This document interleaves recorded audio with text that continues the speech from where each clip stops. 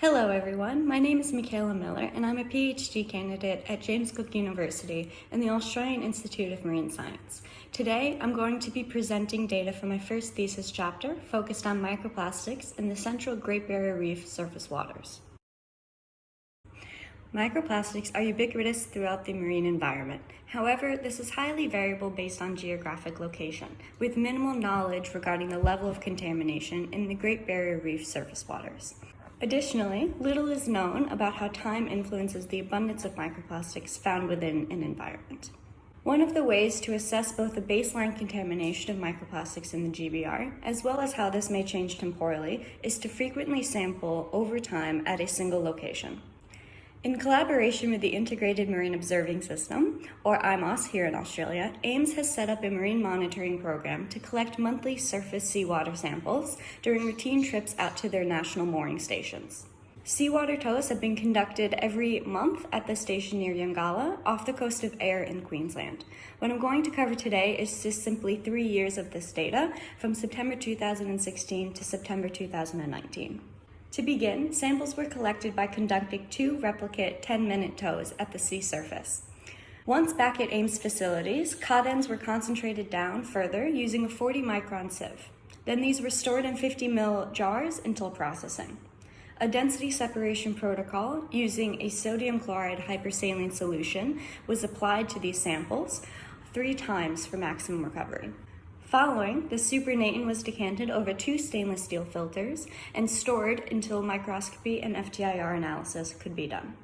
So now I'll just go over the workflow for identifying and confirming microplastics from the samples.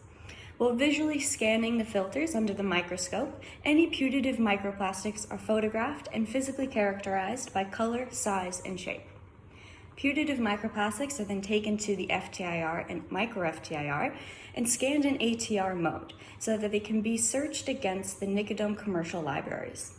Anything with a match score below 60% at this point is automatically excluded. Following, spectra between 60 and 70% matches are visually inspected and excluded if spectral peaks did not align. Items were then searched against our generated contaminant library. If items had a greater than 90% match and were also the same color and shape, then they were considered contamination and therefore excluded.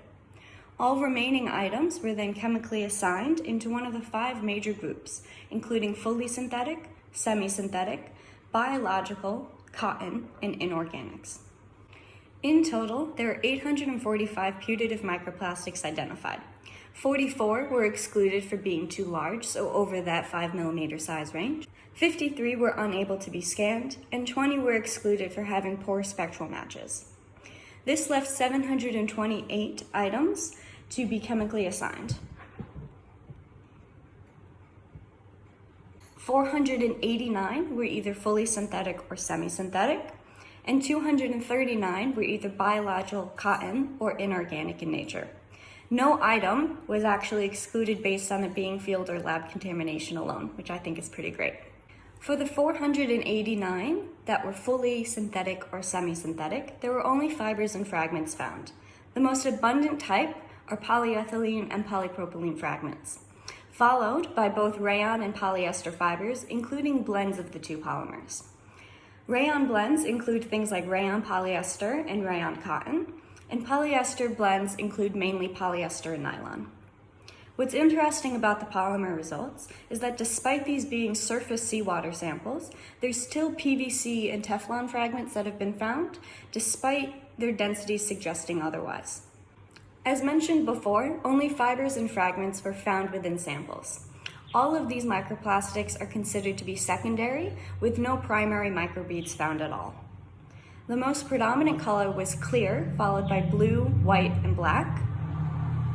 The majority of sizes were around 500 micron to 2 millimeters for both fragments and fibers. Yet fiber widths were all around 20 to 40 micron in size. Here we have the number of confirmed microplastics collected from 2 replicate tows for each month sampled, plotted over time. Upon first glance, you can see that there's some variability not only between months, but also between replicate tows. Upon closer examination of the data, we can start to see some temporal trends emerge. While this is just preliminary analysis, you can see that every 3 months or so, there's a spike in contamination.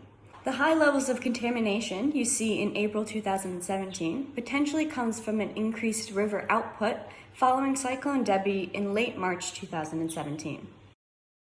Still to come with this data is further statistical analysis to understand temporal trends and see how microplastic contamination will correlate with large weather events like wet seasons, cyclones, and maybe even a 1 in 500 year rain event. Modeling potential sources of microplastics with e-reefs and other oceanographic models will also be looked into. Major conclusions from this work show that polyethylene and polypropylene fragments, as well as rayon and polyester microfibers, are the most abundant microplastic found in central Great Barrier Reef surface waters. Results indicate that depending on the time of year, microplastic contamination will vary. Therefore, to accurately assess levels of contamination, multiple time points should be sampled at single locations. While large macroplastics on the GBR are often not cited, there are still substantial plastic contamination occurring in the pristine waters of the Great Barrier Reef. This has implications for more than 2,000 marine species that call the Great Barrier Reef home. I'd like to give a big thank you to everyone at Ames and JCU involved in this project, including my supervisors and co-investigators, Frederica Kroon and Mark Hammond, as well as IMOS and the entire microplastics and water quality team at Ames. I look forward to answering any questions that you may have. Thank you.